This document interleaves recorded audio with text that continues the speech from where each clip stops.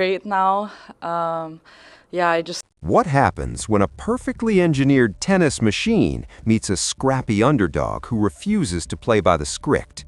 We are about to find out. Because right now, at Indian Wells, Coco Gauff, the media darling, the US Open champion, the supposed heir to Serena Williams' throne, is staring across the net at Alexandra Eala, a 31st seed from the Philippines who just might be the most dangerous player nobody is talking about. And here is the kicker. This is not just another match. This is a generational collision, a tactical war, a moment that could shatter everything the tennis establishment has been building toward. Stick around, because what happens next could rewrite the entire WTA landscape. Quick favor, if you are loving this content, smash that subscribe button. Over 92% of viewers watch without subscribing. It is free, takes 2 seconds, and keeps this channel bringing you the best tennis breakdowns on the planet. Did you click it? Awesome. Thanks so much. Now, back to the battle. Let us be brutally honest here. The mainstream tennis media has been selling you a fairy tale. They want you to believe this match is just a cute little test for Coco Gauff, a warm-up act, a stepping stone on her inevitable march to total domination. They have anointed her the next queen of tennis, slapped her face on every magazine cover, and written the script for her coronation before she has even stepped on the court today.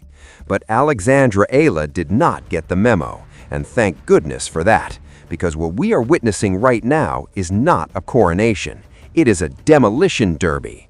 Eala is not here to be a footnote in Gauff's highlight reel. She is here to burn that script, scatter the ashes, and prove that the tennis world has been sleeping on the wrong player this entire time. Picture this. Coco Gauff, the 4th seed, walking onto the court with the weight of American tennis on her shoulders. The cameras love her. The commentators worship her. She's got the backing of Nike, the endorsement deals stacked higher than her trophy case, and a fan base that treats every match like a national holiday. She is supposed to win this. Everyone expects her to win this. But standing on the other side of the net is Alexandra Eala, a player forged in the fires of the Rafael Nadal Academy, battle-tested against Europe's toughest competitors, and backed by an entire nation of Filipinos who are watching this match at 3 in the morning just to see their champion take down the giant. Eala is not intimidated. She is motivated, and that makes all the difference. Now, let's talk about what actually happened leading up to this moment, because context matters. Alexandra Eala did not stumble into this match by accident. She earned her way here by dismantling top players who were supposed to crush her. Diana Yastremska, a former top 20 powerhouse, Eala beat her. Yelena Ostapenko, the unpredictable French Open champion who can blow anyone off the court on her day, Eala took her down too. These were not fluky wins. These were surgical performances, matches where Eala showed the kind of mental toughness and tactical precision that makes coaches salivate and opponents panic. She did not just win those matches, she dominated them, she outlasted them, she outthought them, and now she is bringing that same energy to face Coco Gauff, who suddenly doesn't look quite as invincible as the hype machine wants you to believe. Here's where it gets really interesting. Coco Gauff has a weakness, a glaring, exploitable, been documented for years kind of weakness, her forehand. Yeah, I said it. The same forehand that looks pretty when she is cruising through a match against an opponent who lets her dictate play completely, falls apart when someone puts sustained pressure on it. Watch any match where Gauff gets into trouble and you'll see the same pattern. Her forehand starts breaking down, the errors pile up, the double faults creep in, the confidence wavers, and suddenly the player who looked unstoppable 10 minutes ago is scrambling to stay in the point. Now, most players at this level know about this weakness, but knowing about it and actually exploiting it are two very different things. You need the right strategy, the right skill set, the right mentality. And guess what? Alexandra Eala has all three. Because here's the thing about Eala. She was not trained at some generic tennis academy where they pump out cookie-cutter baseline grinders. She was molded at the Rafael Nadal Academy, a place that doesn't just teach you how to hit forehands and backhands, it teaches you how to destroy your opponent's will to compete. Rafa Nadal himself, the king of relentless pressure, the master of turning matches into psychological warfare, built that academy on one simple principle. You do not just beat your opponent, you make them beat themselves. You force them into situations where their weaknesses become magnified. You grind them down physically, mentally, emotionally, until they crack. And that's exactly what Eala has been trained to do. Her game plan against Gauff is not complicated, it is surgical.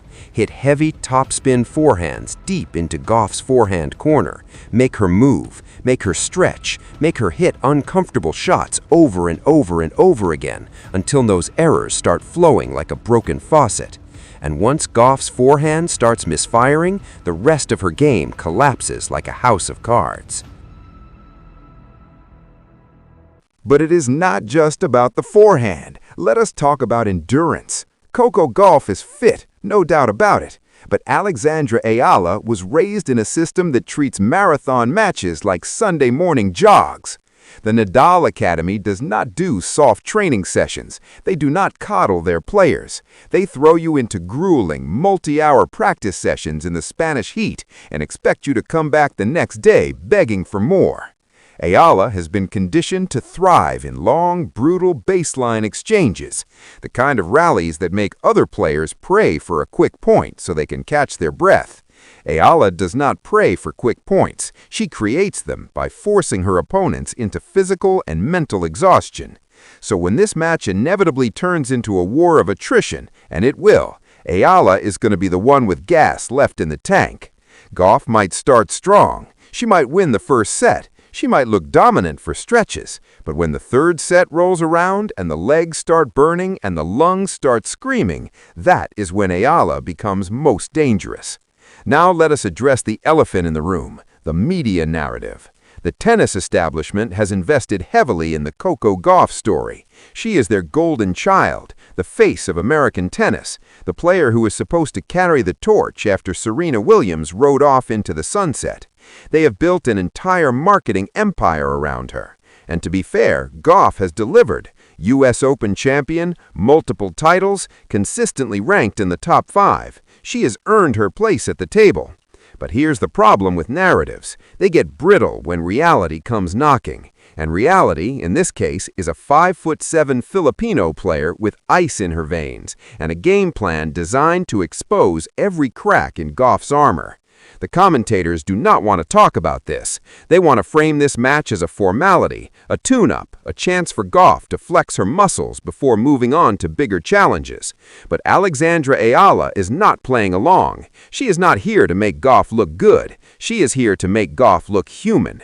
And let us talk about pressure for a second, because that is where this match is really going to be decided.